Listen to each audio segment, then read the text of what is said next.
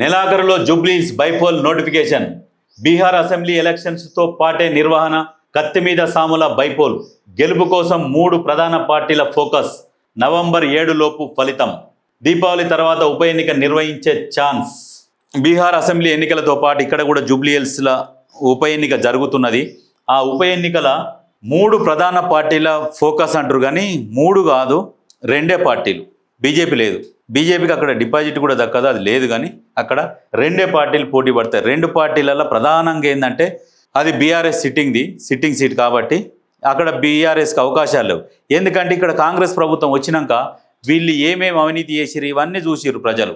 అమ్మ ఇంత దొంగల కోటేసిన మనము అని చాలా బాధపడుతున్నారు. కాబట్టి ఆ సీటు 100% కాంగ్రెస్ కైవసం చేసుకుంటుంది. ఎందుకంటే బీఆర్ఎస్కు క్యాండిడేటే లేడు అక్కడ. ఆ క్యాండిడేట్ని నిలబెడదామన్నా దానికి అక్కడక్కడ ఏరియాలలో బూత్ లెవెల్లో కూడా కార్యకర్తలను పెడదామన్నా కానీ ముందుకు వస్తలేరు బీఆర్ఎస్కు. ఎందుకంటే బీఆర్ఎస్ పని అయిపోయింది.